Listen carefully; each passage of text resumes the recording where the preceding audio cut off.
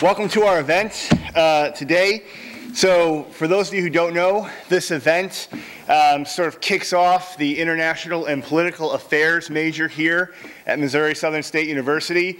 We launched the program in the beginning of this fall, and this is sort of like the event that kickstarts that. International Political Affairs is a degree program that brings together political science, international studies, international politics, geography, public policy, campaigns and elections into one umbrella, and students can major in a wide range of tracks that can further your career. So we're happy to have you all here.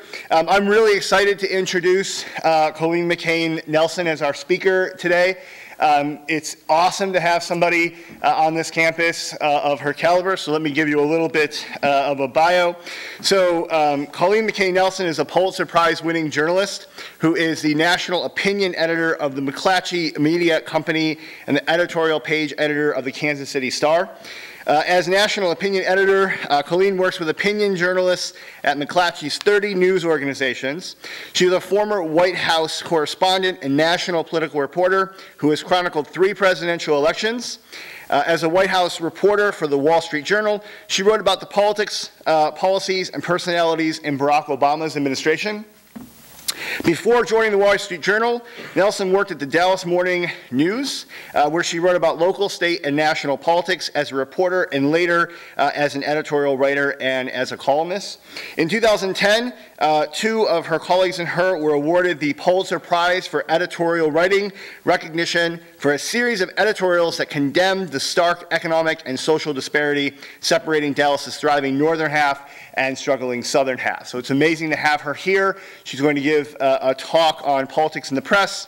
And it's election day in Missouri, right? Primary election day. So it's a perfect time to kick off the degree that's already really been going, invite an amazing speaker to campus, and learn a little bit about this coming campaign. So I invite Colleen to come up and give her talk. Thank you.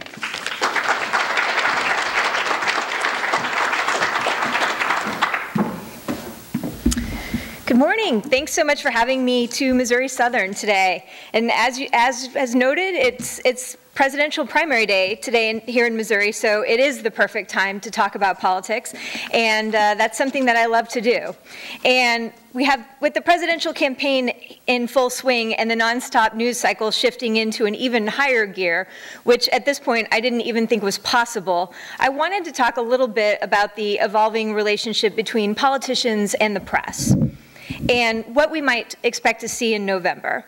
This year's election is really going to test the question of whether President Trump's playbook will work a second time, and whether it works for anyone else other than Donald Trump, particularly when it comes to dealing with the media. And across the country, we're seeing a number of candidates try out an assortment of Trumpian tactics, echoing his rhetoric and dismissing any unflattering coverage with the pronouncement that it's simply fake news. But before we go down that road, I want to start by talking a little bit about how the relationship between politicians and reporters has changed during my time in journalism. This is the part where I start to sound really old.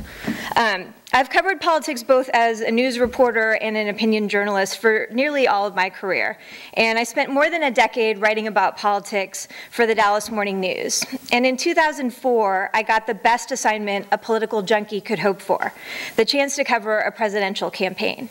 And that year, I went to the national political conventions. I traveled across the country with John Kerry on his campaign plane, and I flew on Air Force One for the first time with George W. Bush.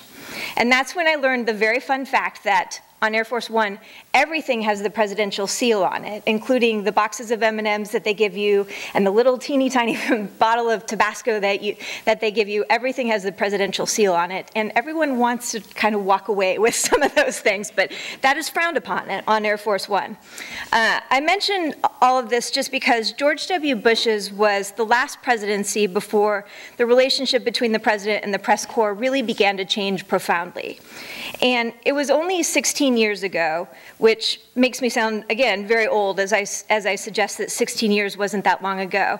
But in terms of how news is covered, and particularly how political news is covered, and how politicians interact with the press, it really was a lifetime ago.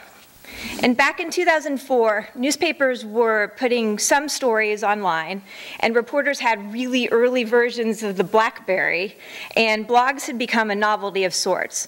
But at that point, there was still a defined news cycle that was more tethered to the evening news and the morning newspaper.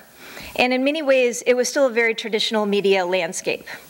And at that point, campaigns and the White House had relatively few options to control the narrative compared to today. Now, fast forward to the Obama presidency. In 2012, I was working at the Dallas Morning News, and I was offered a job at the Wall Street Journal to cover the presidential campaign and potentially the White House. And it was an unexpected chance to do something really interesting. And when the Wall Street Journal called, it seemed like the right answer was, hell yes. So my husband and I and our dogs packed up and moved across the country to Washington, D.C. And I spent 5 years covering 2 presidential campaigns and President Obama's second term in office. And it was quite an adventure. In 2012, I covered Mitt Romney's campaign, and after the election, I moved to the White House beat at the Wall Street Journal. I got to travel the world with the president, everywhere from Estonia to Tanzania, while I reported on Obama. In many ways, it was an incomparable experience. I had a front row seat for history. And when the first African-American president went to South Africa and stepped foot in Nelson Mandela's prison cell, I was there. And when Obama visited Petra, one of the 7 wonders of the world, I was the pool reporter who has to stick right next to the president's side. And my job was to stay as close to Obama as possible as he toured this ancient city of Petra, documenting his every utterance and every reaction in this fascinating place. I got to experience Petra, but I also got to experience it through the president's eyes. I took a lifetime of memories from my time at the White House, but in many ways, covering the White House in this era is also a really frustrating experience. The news cycle now moves infinitely faster than when I covered my first presidential campaign. News, obviously, is reported instantaneously 24/7. And the first draft of history isn't delivered in the morning paper. It was due to my editor the actual minute Obama concluded a speech or a press conference. Literally, as the president stepped away from a podium, I had to hit send on the first version of my news story about whatever it was he just said 30 seconds ago. And too often, White House reporters serve as stenographers, racing to gain an advantage of even a few seconds by filing an instant accounting of what just happened a minute ago. And of course, a more thoughtful version of the story and of history will be written later, but winning the moment comes first. But what was even more striking about what had changed between the Bush years and the Obama era was how much more control the White House now had in bending the narrative to its will. The Obama team all of a sudden had no end of new options to bypass the press corps and deliver its message directly to the public. It wasn't anything that they were doing wrong, they just had new options and more technology than previous administrations had. And so instead of answering reporters' tough questions, the White House could make newsworthy announcements on its Facebook page.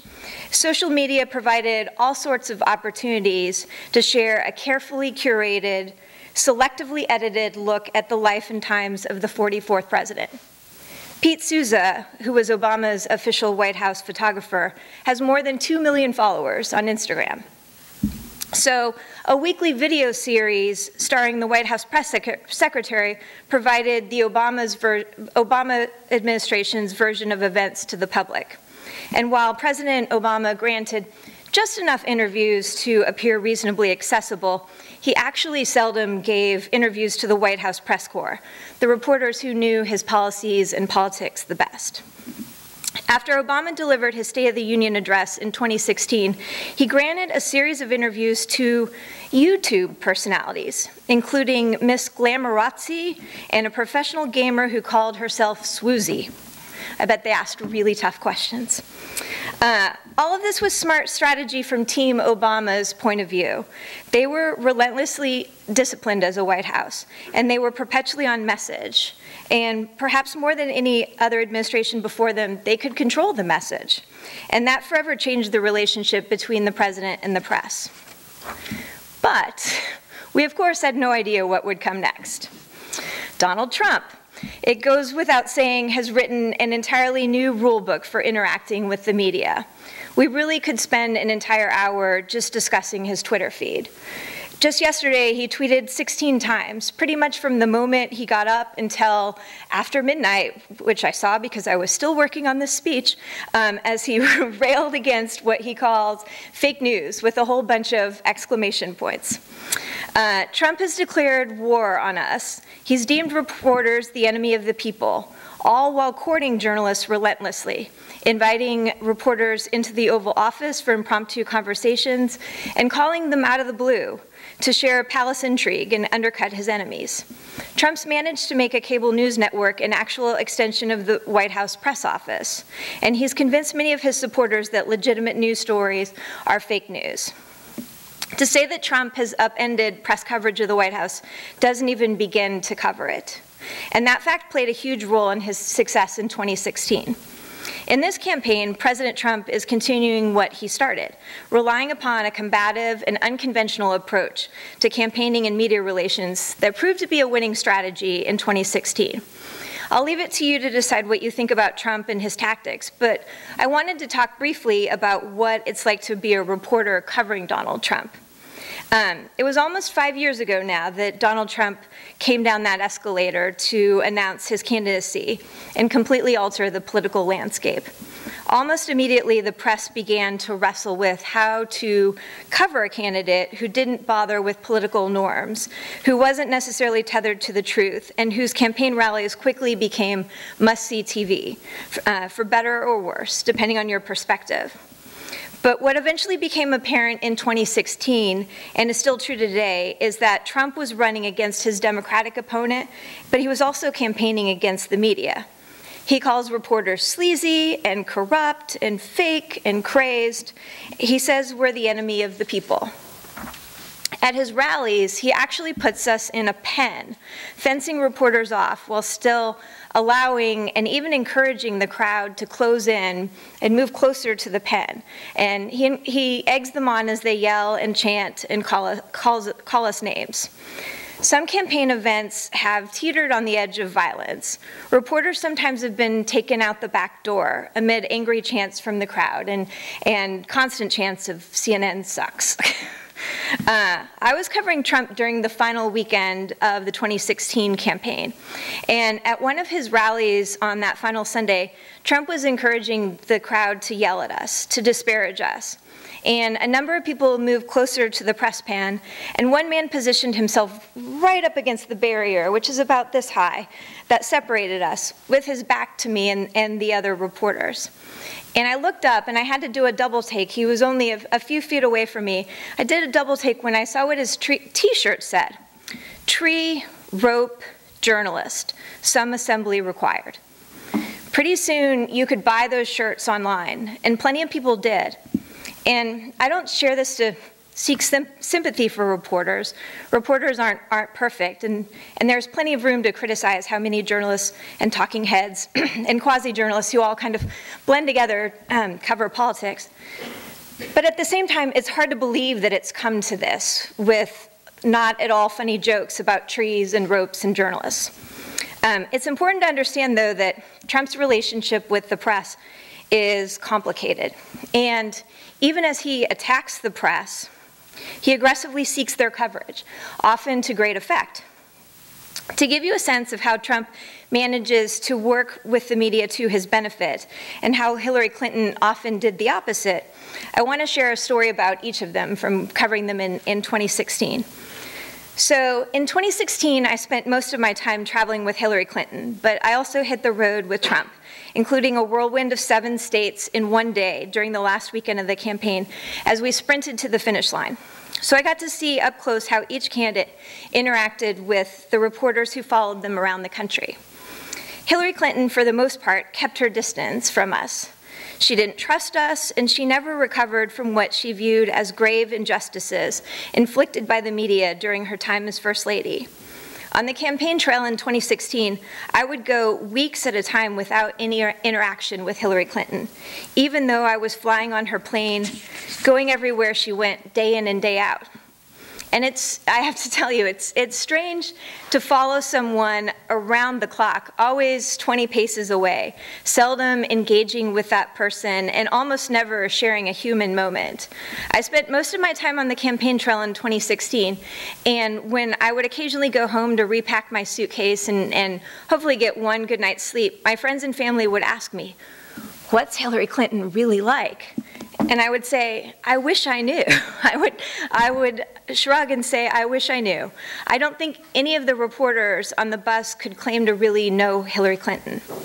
One day in particular, though, illustrates how her carefully stage-managed campaign, as well as her disdain for the press and her uneasy relationship with us, worked to her disadvantage.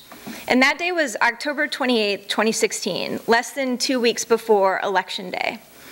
And it proved to be one of the most consequential days in that presidential campaign. So on this day, we started the day in suburban New York, and that was because Hillary and Bill Clinton live in Chappaqua, New York.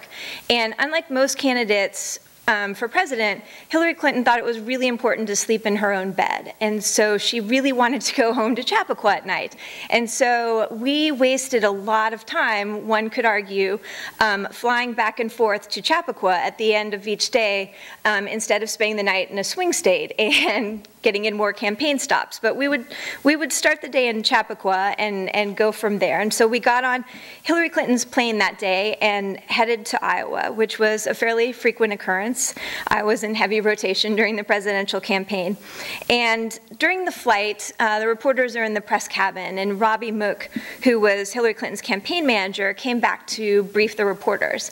Now, the campaign every day wants to kind of push a narrative and tell you what they think is news that day, hoping that you'll write what they think is news that day. And so Robbie came back, and the narrative he wanted to push that day was they were announcing that Hillary Clinton was going to make a surprise campaign trip to Arizona, which wasn't considered to be a swing state. It was considered to be a Republican state that was going to be safe for Trump. And so at this point, 2 weeks before Election Day, the fact that the campaign was announcing that Hillary Clinton was going to Arizona really was the supreme show of confidence. Hillary Clinton's campaign thought that she was doing so well and in such good position heading into the election that they could afford to burn a whole day going to Arizona to try to make that a swing state.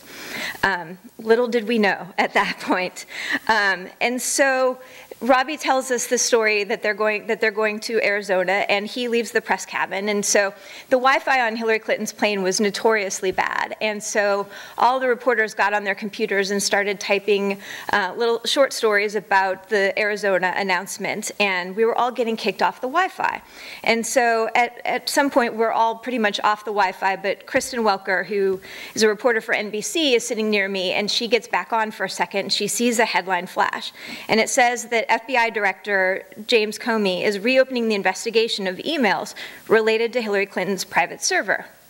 Of course, this was huge and shocking news, but none of us could get on Wi-Fi to confirm it. And so we're at 30,000 feet flying to Iowa with this tidbit of information that is hugely consequential, unable to get on Wi-Fi, and no one from the Clinton campaign will come back to talk to us, and Robbie is long gone at this point. And so this is an excruciating experience as a reporter, because we all know our editors are losing their minds, wanting us to file something about this, and we can't get on Wi-Fi, and Robbie won't come talk to us. So we spend the rest of the flight freaking out, as reporters do, and eventually we land in Cedar Rapids. And so we think, okay, gosh, at least now we will get a comment from Hillary Clinton and we will write a story about this. And so our editors are calling us, we're all trying to confirm the James Comey news, and the reporters get off the plane, and we stand on the tarmac waiting for Hillary Clinton to come comment on this very consequential news. As it turns out, at this point, as we've already landed, Hillary Clinton's campaign team has not yet told her this news, in part because she has a childhood friend on the plane that day, and her staff wanted to let her have a nice conversation with her friend. Then once we landed, we also had the famous photographer Annie Leibovitz on the plane, who was shooting pictures of Hillary Clinton for a magazine photo shoot. And there was some discussion and scuttlebutt that perhaps her staff wanted her to look happy in the pictures. And so they still didn't tell her the news. And Annie Leibovitz went ahead and took the photos of Hillary Clinton while she was on the plane for the magazine shoot. Meanwhile, we're all still standing on the tarmac waiting for Hillary Clinton to say something. And so after quite a bit of time passes, Hillary Clinton finally comes off the plane, and we all say, Secretary Clinton, what do you say about the FBI investigation? And she looks at us, and she smiles, and she waves, and she says, it's a great day to be in Iowa. And she gets in her car. And so we go to the Cedar Rapids event, and Hillary Clinton doesn't say anything about the FBI investigation. And we get back on the plane, and we fly to Des Moines, and she gives a speech in Des Moines, and she doesn't talk to us about the FBI investigation.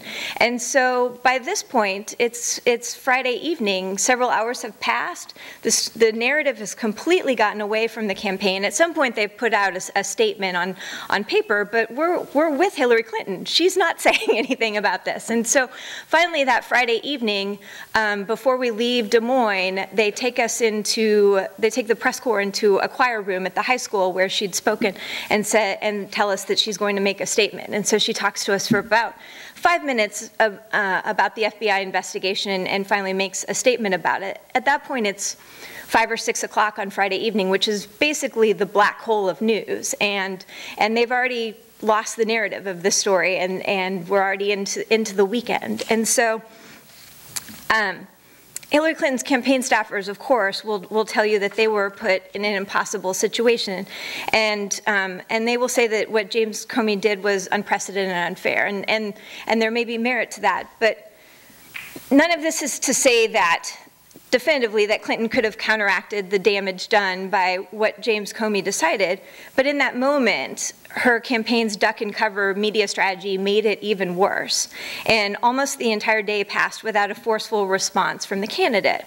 And by the time Clinton spoke to us for 5 minutes, the moment had been lost. So that just gives you a little bit of a slice of how important the candidate's relationship with the media is. Now, on the other side of the ledger, I want to tell you a far less consequential anecdote and a very small story that gives you a sense of what Donald Trump does well when it comes to dealing with the reporters that he loves to hate. So late in the 2016 campaign, I was working on a story about a speech that Hillary Clinton planned to give when she was going to talk about Donald Trump's record as a businessman. So Clinton's campaign shared a preview of the speech with me, and I reached out to Hope Hicks with the Trump campaign for comment. And Hope ignored my calls and emails, which is standard operating procedure for the Trump campaign. They didn't respond to a lot of our questions. And so I tried and failed a few times to get any sort of response from Hope. And so I figured I would just have to include a no comment in the story from the Trump campaign. And the story wasn't that big of a deal, so it was fine. And I went home that evening, and I was hanging out with my dogs when my cell phone rang, and it was a blocked number. And I was tempted not to answer it, but against my better judgment, I picked up the phone. And the person on the other end said, "Hello, Colleen, this is Donald Trump." Now, I took a beat to contemplate this, and I really felt like there was a strong possibility that I was being punked. And it would have been a really nice move by one of my friends, right? And actually, my husband does a pretty good imitation, so it could be the case. So after all, I wasn't trying to reach Donald Trump. I never asked the campaign if I could speak to Donald Trump. It was a pretty ho-hum story that I was working on about what would be a pretty ho-hum Hillary Clinton speech. And also I was covering Hillary Clinton, so I was not accustomed to speaking with the candidate or having the candidate call me. Hillary was going to say in the speech that Trump was a terrible businessman. And I just needed Hope Hicks to give me the standard issue response, telling me that Trump was actually a terrific businessman. And then we could all call it a day. But here was this voice on the phone telling me that it's Donald Trump. And it's not as if I covered the Trump campaign on a regular basis. It's not as if I even had much of a working relationship with Trump at that point. But I decided to play this out. So after I sat silent for a moment, Trump said, "You weren't expecting a call from me, were you?" And he's right about that. And he went on to tell me that he'd heard that Hillary was going to give a speech about his business record, and he wanted to preemptively set the record straight. Okay, I thought, this is actually Donald Trump. So now I'm standing up, now I'm running across my apartment in DC. I need a laptop, I need a recording device, I need my dogs to stop barking. Like, I'm not prepared for this moment. And so I get settled with all of my tools of the trade, and Donald Trump starts launching into superlatives about what a fantastic businessman he is. He tells me how he's great for business and how Hillary would be a disaster. And he tells me that Bill Clinton was terrible for business because he was responsible for NAFTA. So somehow that was Hillary Clinton's fault as well. And he makes the case for himself, and he hardly lets me get a question off. And I will tell you, this strategy is smart for several reasons. First, it was a sneak attack. I wasn't expecting his call. I didn't have questions for Trump prepared on this or any other subject. I mean, I can wing it, but you'd like to be prepared for this moment. But he's hardly letting me get a word in edgewise. He says he's in Dallas and that he's about to give a speech, so he needs to make this quick. And he does nearly all the talking. And as a side note, when I hung up the phone with him, I turned on the TV and turned on cable news, and literally 1 minute later, he walked on stage at his rally in Dallas. So when he said he had to go, he wasn't kidding. But the other reason this was a good move by Trump was that by calling me up, he changed this from a story focused on Hillary's message with one line from Hope Hicks to a story that is a lot more about Trump. Now, all of a sudden, I have an exclusive interview with Trump with some interesting statements from the candidate himself. And Hillary Clinton didn't talk to me.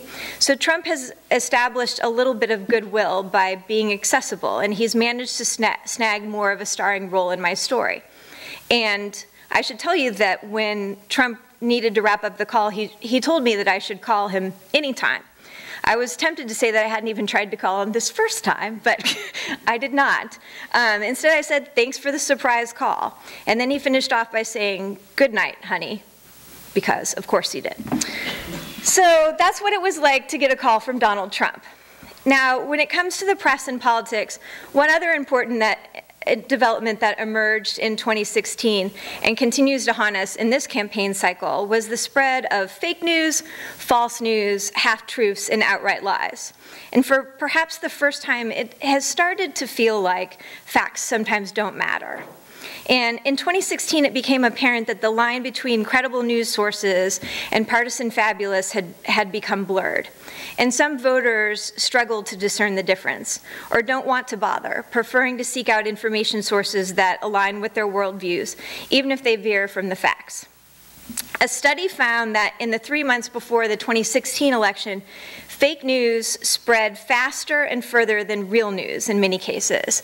And the 20 top performing fake news stories in the fall of 2016 were shared and retweeted and commented on more than 20 top performing legitimate election stories from the largest news outlets in the country. So some stories that were entirely fiction were being read and shared by more people than the campaign stories that I was writing for the Wall Street Journal. And unfortunately, there are relatively few, here we are 4 years later, and there are relatively few new safeguards in place.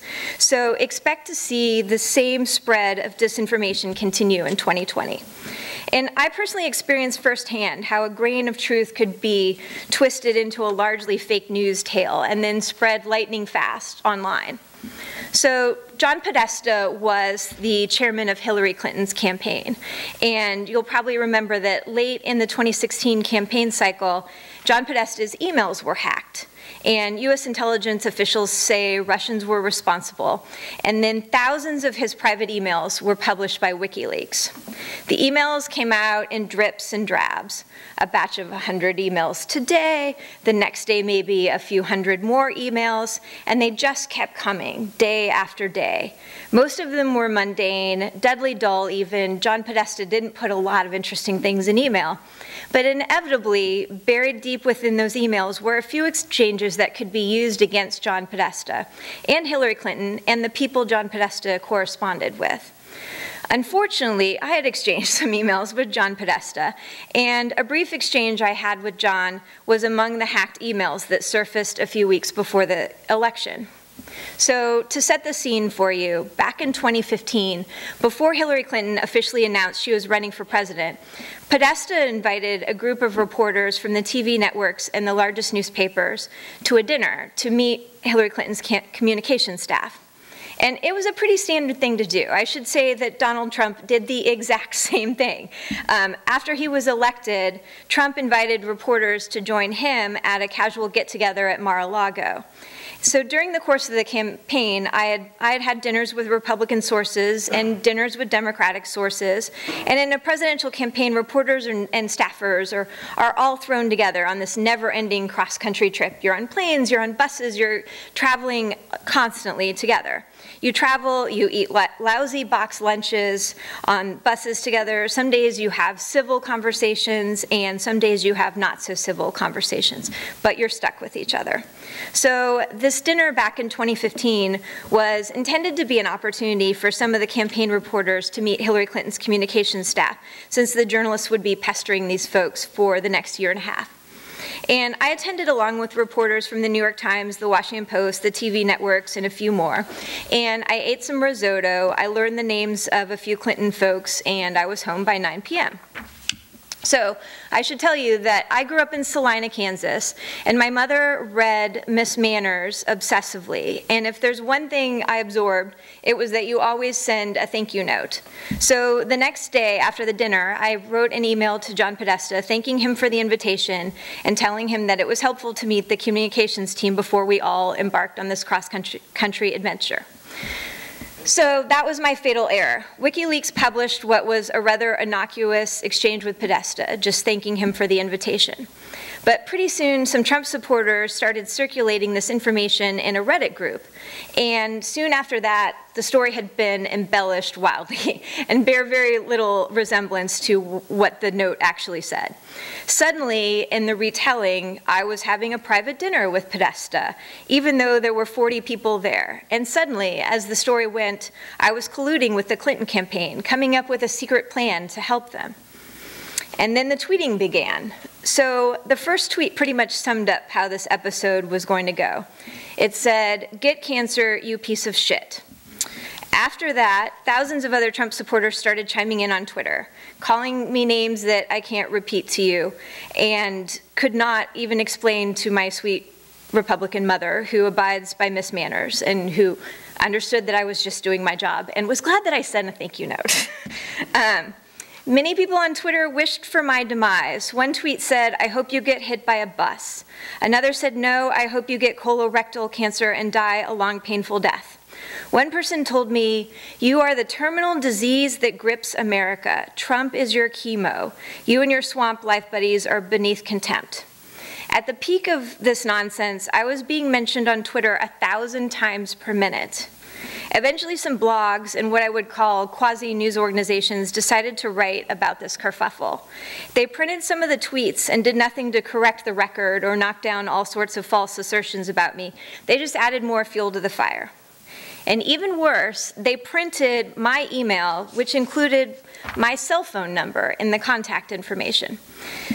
So then the phone calls started, and one night my phone rang nearly 100 times at 3 a.m. And then the mail started arriving at my house. Someone sent a bright orange package of anti-Semitic materials to my home address. I grew up Methodist in Kansas, so I'm not sure what message they were sending, but it did mean that they had my home address. And so this all stemmed from a thank you note. And this is what it's like when a mostly fake news narrative about you starts rocketing around the internet. So those are just a few of the ways that the media landscape and the way that information is disseminated have changed dramatically in just the last few years. All of that creates an interesting backdrop for this presidential campaign in 2020.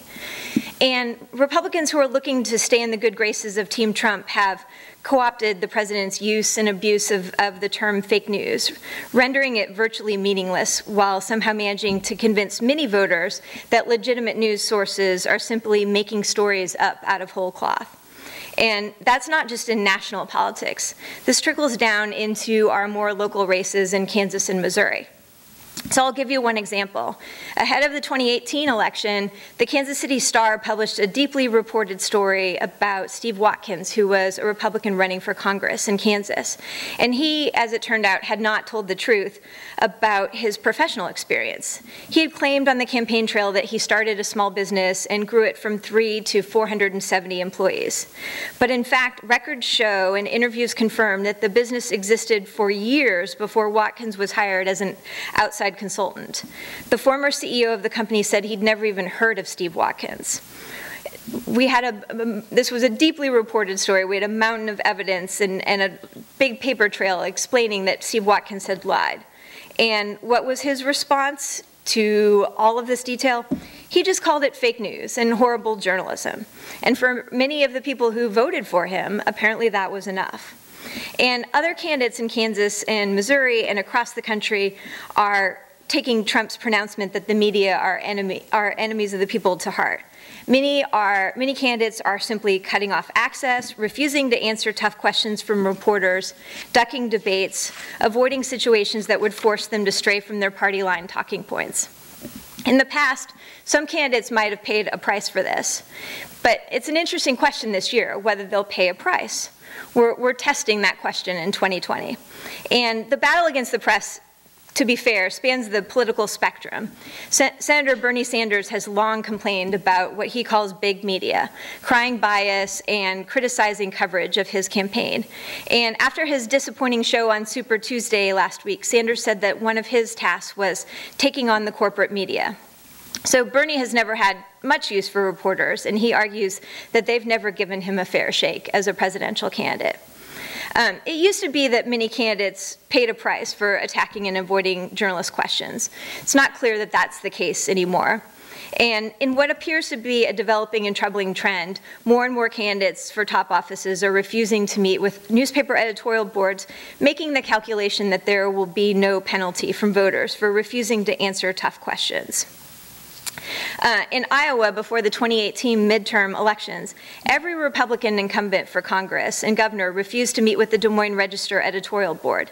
The editorial board wrote that one Republican operative told us the campaign's decision was influenced by a perception that the media have been hostile, especially since President Trump has been in office.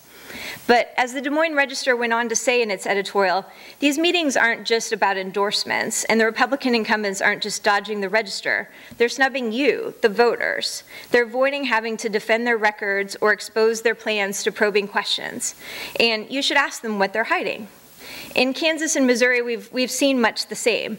Chris Kobach, who was generally pretty accessible to us and pretty responsive during his early time in politics, has gone radio silent when he campaigned for governor in 2018 and now for U.S. Senate in 2020. And numerous invitations from the Kansas City Star editorial board have never even been acknowledged by Chris, let alone accepted. And Steve Watkins, the congressional candidate with a penchant for exaggerating, decided he didn't want to sit down with the Star editorial board and answer our questions about why his claims don't check out. So more and more, we're seeing politicians make the calculation that they can avoid tough questions and voters just won't notice. They stay in the safe space of surrounding themselves with supporters at campaign events and use social media to get their message out without those pesky follow-up questions. So as a result, outrageous claims sometimes go unchecked. Untrue statements go uncorrected, and many of the candidates aren't held accountable. And when the media does report these important stories, many candidates don't even bother to offer detailed responses. After all, simply declaring it to be fake news will suffice. Of course, there are plenty of lousy Democratic candidates who don't want to answer tough questions as well. Neither party has a lock on lousy candidates. But this starts at the top, though, and Trump is setting the tone for the Republicans, and they're stealing a lot of pages from his playbook. It's worth noting that one thing many of these politicians who are going to war with the press seem to have lost sight of is that Trump does talk to the press nearly constantly. While he's bashing us in public, he's calling reporters in private, giving out interviews and tidbits of information at a dizzying clip. And Trump, as you know, views himself as his own best spokesman. The president's current press secretary has held 0 press briefings because Trump makes himself available to reporters far more than Obama ever did. In fact, he's far more accessible to the reporters who cover him than any president in recent history. And it's a really unconventional strategy, and it doesn't yield much flattering coverage, but Trump believes it's still working with his base. We'll see if that's enough. Certainly, this current moment of plummeting stocks and coronavirus crisis is testing Trump's strategy in ways that the previous 3 years have not. But many of Trump's Republican allies are also testing any number of the president's approaches to campaigning and press relations. And this new crop of politicians could change the relationship between candidates and the journalists who cover them for the long term. If voters allow politicians to make provably false claims, dismiss the media as the enemy, and don't demand better from those who want to represent them, I fear that this will become the new normal. The question I'm eager to see answered is, will these strategies continue to be effective for the president? Will they work if your name isn't Donald J. Trump? And is this the new normal? So stay tuned. We'll have an answer on November 3rd. With that, I think we'll do some questions. Thanks so much for having me.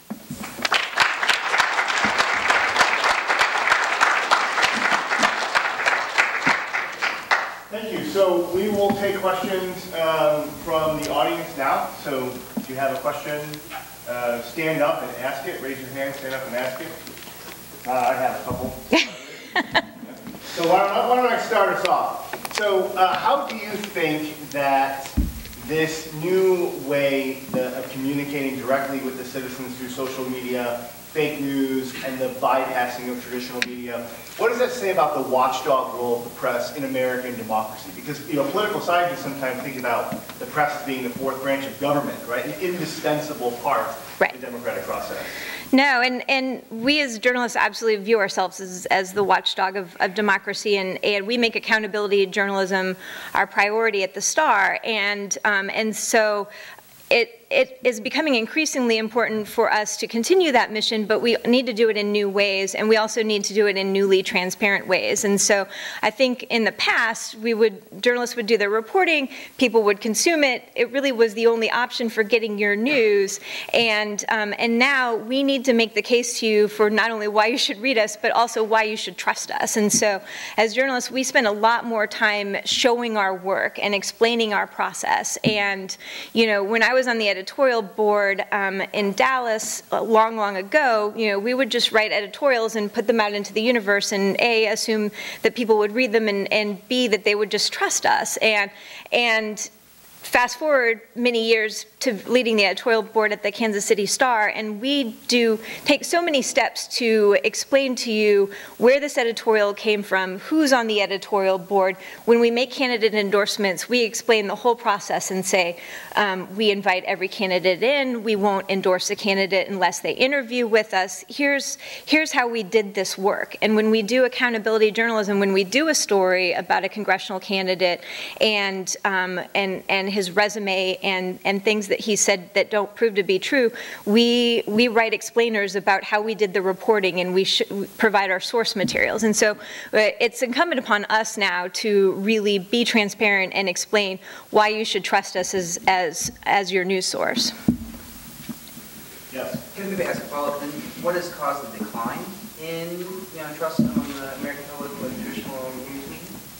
That's such a good question. I think it's very chaotic in the news universe at this point, and I think it's tougher and tougher as a news consumer to really sort out what is trustworthy and, you know, who are journalists and who are talking heads. And so there's a lot of bad information out there, and there are a lot of quasi-news organizations out there. And so, I mean, I think that news literacy is becoming more and more essential. And as a news consumer, you need to learn what sources you can trust, and you need to learn that, you know, there's a whole lot of crap on Facebook that's simply not true, or, you know, just floating. But, you know, as you scroll through Facebook, or you scroll through Twitter, or you look at Snapchat, or you just, you know, you're out in the universe, it's kind of this wild west of information. And something from, you know, the New Yorker gets thrown in with Bob the blogger who just made this up in his basement, and it looks just the same on social media. And so I think you know, just as a news consumer and even as a journalist, it's hard to kind of sort through all that kind of cacophony. And so I think that's really hurt trust. And I don't want to pick on cable news, but I don't think that cable news helps, in part because you turn on cable news and it's this 24/7 just kind of shout fest of you know, disagreeing about things, and they put together these panels, and they put people sitting next to each other, and you have a reporter who is a legitimate news reporter who is telling you the facts that sources have told them, and then that person's sitting next to someone who's an analyst who's allowed to have an opinion, and that person is sitting next to someone who works for a campaign and, you know, was Ted Cruz's campaign manager and gets paid by Republicans to say bad things about the Democrats, and they all sit on the same panel, and they have varying degrees of credibility, and they also are being paid to do very different jobs, but they all sit on the same panel, and so it's hard for anyone to sort out, you know, everyone's motivations and whether they're trustworthy. So I have a question about the guy with the tree rope journalist on Sunday Park. We all, I suspect, we all have that uncle who's predisposed to animus and conspiracy. My question is, what happens to those people after they learn that they have been defending lies for so long? And I think of it in terms of, okay, what happened to the people who defended Nixon's lies in the 70s? Where do these people go? Is there any bringing them back? Do they just turn into regular Republicans in 20 years? That's such a good question. I mean, I think we're still trying to sort out who some of these people are, and, you know, what they believe, and, you know, I think the Republican Party is a really tough party to understand at this moment, because, I mean, Trump has so co-opted the party, and you have, you know, traditional conservatives who do not agree with Trump, and you have people who, you know, voted for Bernie Sanders in the primary, but then Trump in the general. And so I think we're going to learn a lot more this year about, you know, who Trump voters are, and what happens next. Are they Republicans? Are they just looking for a revolution? I mean, I'm fascinated by Bernie Trump voters, you know, people who just think the system is broken and want to blow it up. And I mean, I understand that sentiment, but it's a really fascinating swing to go from, you know, voting for Bernie in the primary to voting for Trump in the general. And so I'm not sure where some of those folks land, but, you know, no matter whether Trump wins in November or whether Bernie's the nominee or Biden's the nominee and one of them wins in November, I mean, I think that we're still going to have a very strong and large faction of voters who just think the system is irretrievably broken and who do want a revolution, and you know, are looking for the next candidate who will advocate for that, whether they're coming from the far left or whether they're coming from wherever Trump is coming from. And so that's not going away. And I mean, I think that we've seen these past two election cycles a lot of problems with our political system and the primaries, and I think it's going to be a really interesting question of whether we also take a hard look at whether this system of choosing candidates is working. Yes.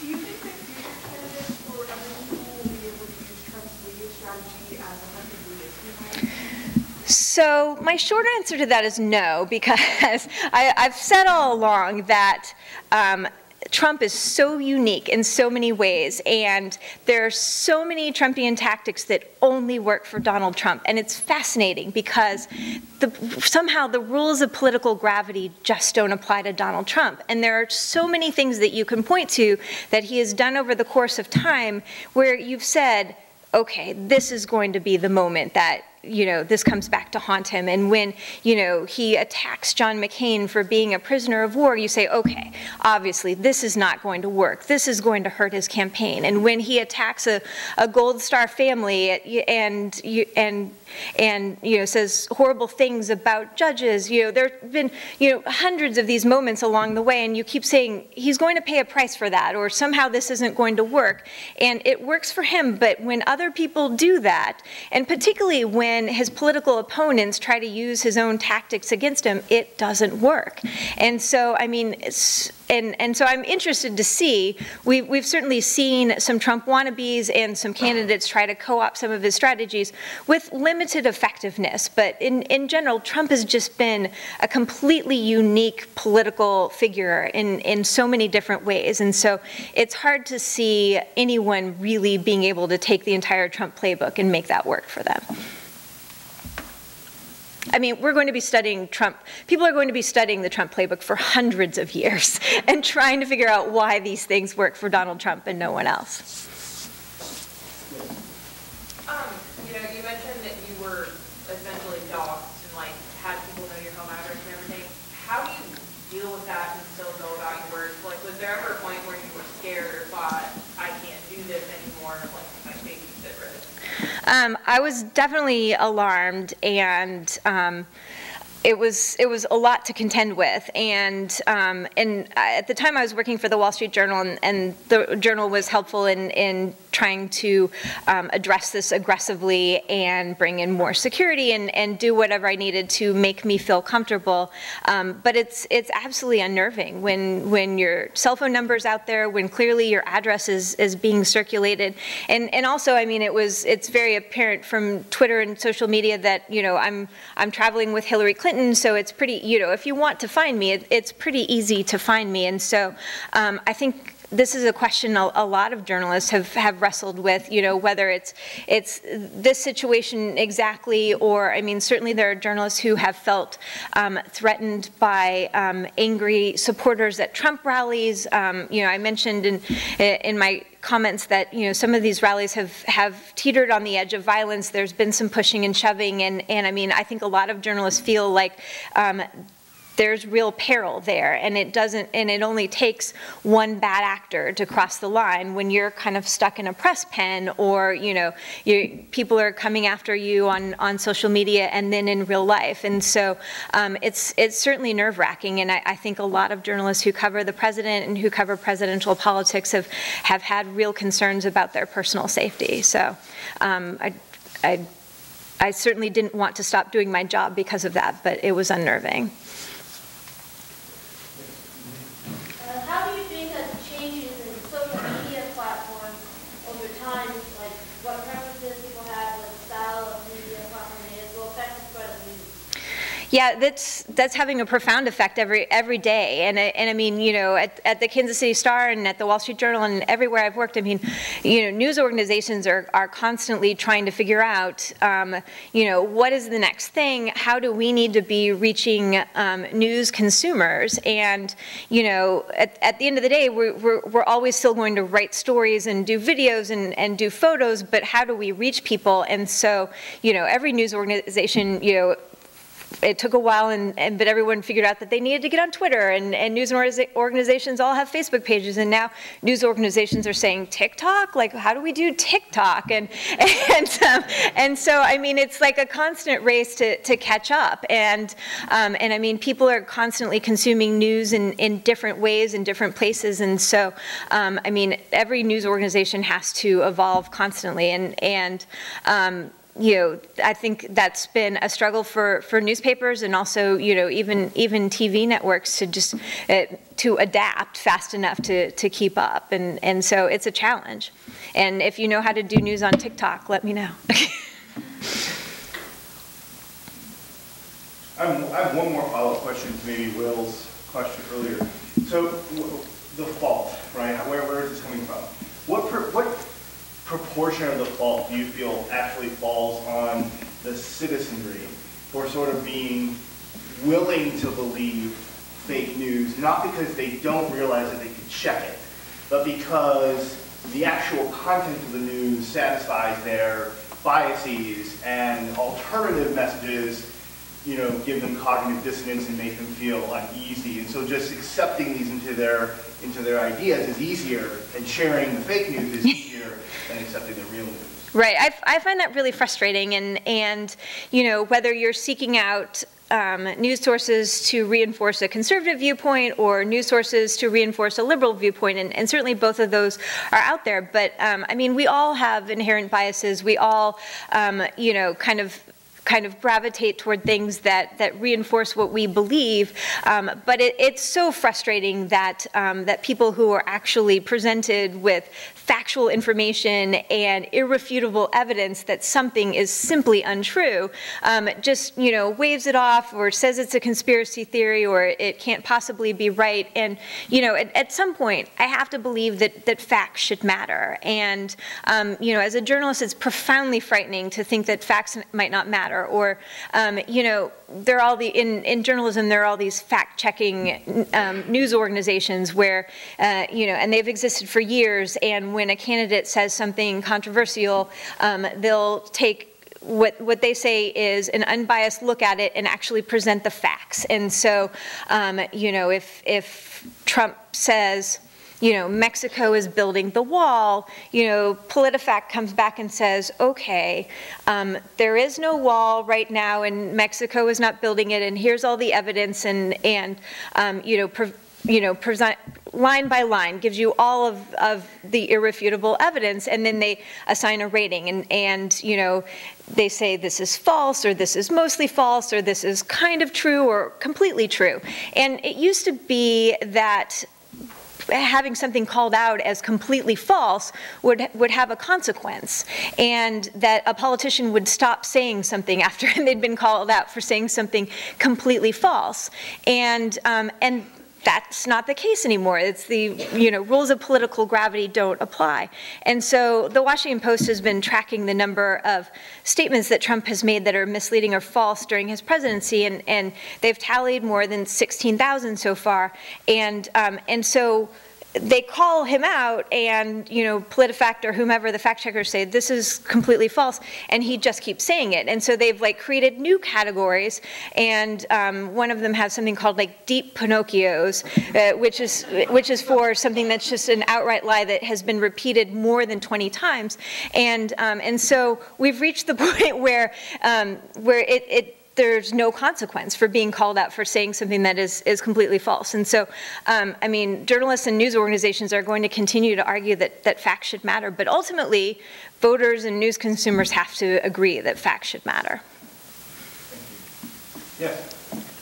So, do you think that there's a way of making, like, bringing these two things together? Because clearly voters are voting based on emotion, and that's what people are kind of gravitating towards. Is there a way of making people feel more emotional about facts? And kind of convincing them that, or the way of approaching journalism, potentially, that would engage people both emotionally, but also be factually based? I don't know if that's... No, I think that's a great question, and that's certainly one we're wrestling with, and so, I mean, we've all experimented with different ways of doing that with varying degrees of success, and so, you know, I think that because Trump is such a different candidate and such a different politician, and, you know, kind of the normal rules of news coverage have not applied to him, I think journalists and news organizations have really struggled in real time with how to cover Donald Trump. And so, you know, kind of in the old world order of writing a political story, a political news story, you have one candidate saying X and you have one candidate saying Y, and maybe you have an expert in between kind of navigating the middle, and you have some, you know, facts in there, and so you kind of give equal weight to both sides. But Trump blew up that model because all of a sudden he was saying things that simply weren't true. And so it wasn't sufficient to just have, well, Trump says X and Hillary Clinton says Y, and the truth is somewhere in the middle, because actually in some cases the truth was not in the middle. The truth was not what Donald Trump was saying. And so we've had to kind of try to figure out in real time, how to adjust journalism to account for that. And I think with varying degrees of success. And there's certainly some fault to be placed on the media, because it's been a struggle to figure out how to navigate that situation. And so, we're still debating. You turn on cable news, and I mean, there's just a constant debate about what did the media learn from covering Trump in 2016, and are they going to repeat the mistakes in 2020? And part of the problem is that Trump says something, and he knows this is how it's going to play out. He says something that is both outrageous and untrue, and he knows that it's outrageous and untrue, but he says it to get attention, and he says it so that you'll report on it, and even if you report on it, and you have to start by reporting what he said.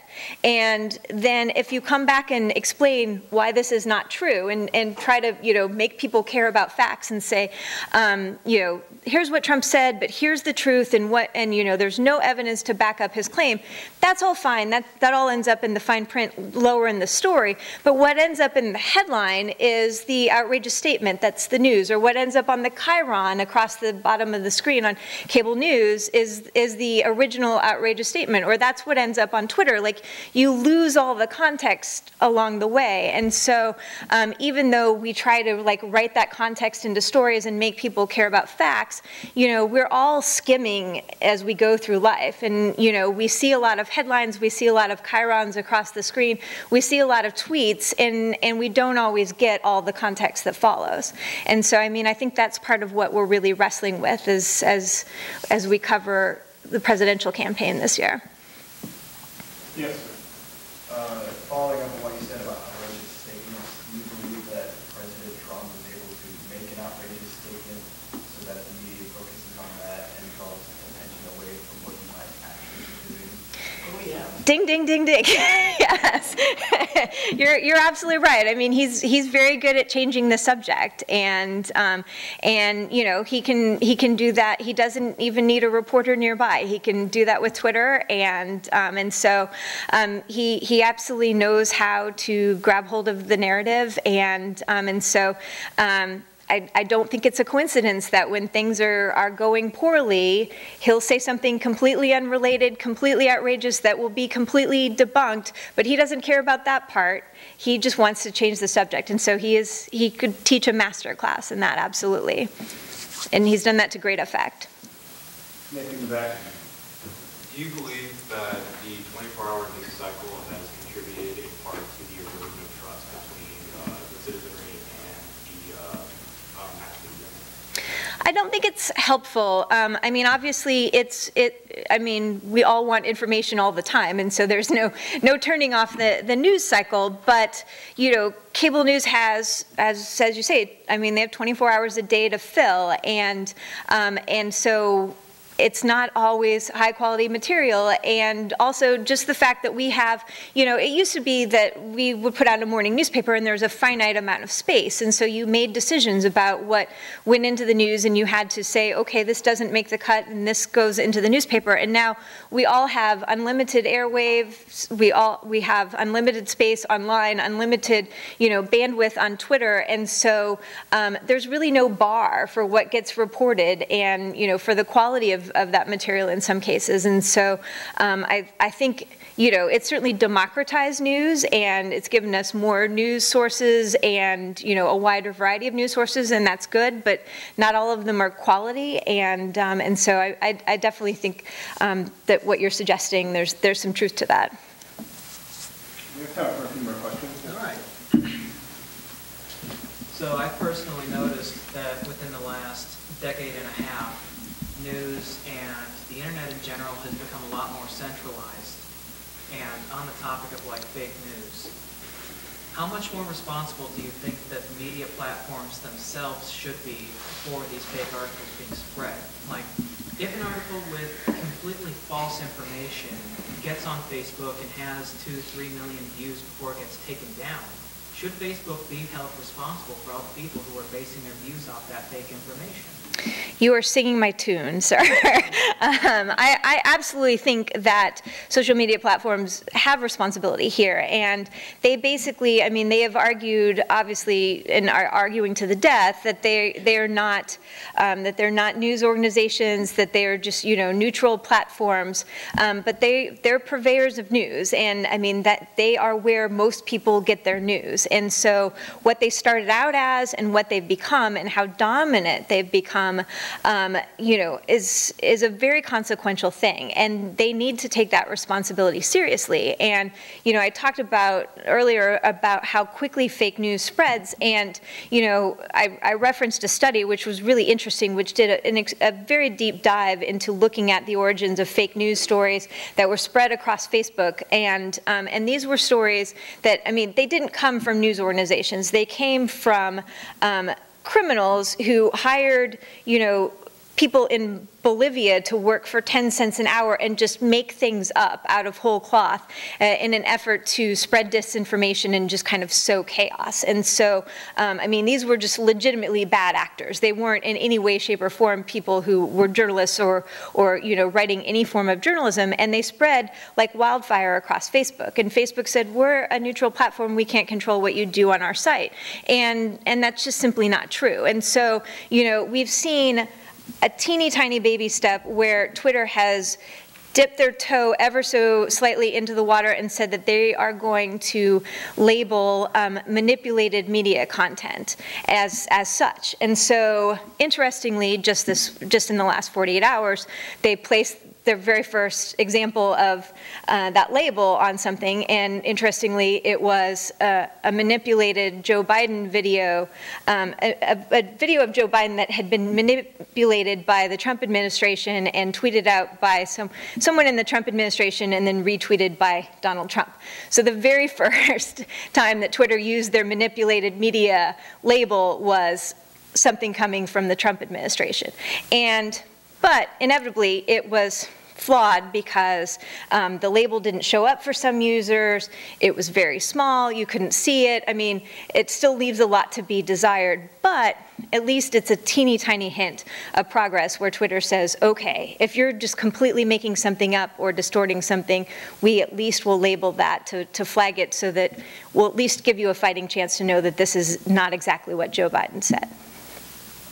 All right. Long ways to go, though. Okay, so do you think in 2016, if Hillary Clinton's staffers had made the decision to tell her, like just you know, hypothetically, do you think that we would be like in a totally different reality right now? Like, do you think it could have changed the election if you had addressed it and like kind of got in front of that narrative before it got away? That's a really good question. I don't think that that single thing would have changed the election, but I think it was just indicative of a larger problem with just kind of how the campaign operated. And so, I mean, I think that that was emblematic of a whole lot of decisions that they made along the way. So if they had had a different strategy, both in that moment and at other moments during the campaign, to be a little less cautious, to be a little more accessible, you know, could that have changed things? Possibly. And it's interesting because there's a new 4-hour Hillary Clinton documentary that just came out on Hulu in the last couple weeks, and some Hillary Clinton staffers were on TV this morning. I was listening on the drive to Joplin, and they were on talking about the documentary and talking about people second guessing them and saying, you know, why didn't you let Hillary be Hillary, and why didn't you make her more accessible, and all of that, you know, Monday morning quarterbacking that they will forever live with, and it makes them crazy, and I understand that, and I mean, Hillary Clinton also was a very complicated figure. It's tough to run for president, it's tough to run to be the first woman president. There was, I mean, there were a whole lot of, she came with a whole lot of baggage. Some of it was Bill's baggage. There's so much stuff tied up with the email server, which, in retrospect, I can't believe we spent a whole campaign talking about Hillary Clinton's email server. But, I mean, there's so many different things that you could kind of unravel. And I'm interested to watch this documentary to kind of unravel some of those things. And so I don't think there's any one thing that you can point to and say, okay, if they'd just made that one change, then Hillary Clinton would be president, because she was very complicated. But I mean, I think even within the campaign, there was a feeling afterwards, and some of the folks kind of hinted at that in the interview this morning, of, maybe we should have loosened up a little bit, maybe we should have been a little more accessible. Everyone who works for Hillary Clinton talks about how wickedly funny she is, and just what an amazing human being she is, and they didn't often let voters see that, and they were, so careful. And perhaps if we got to see a little bit more of this wickedly funny actual human being that her staffers absolutely adore, perhaps that would have helped. Perhaps a lot of different things would have helped. Thank you. Please join me in thanking Colleen for coming to campus.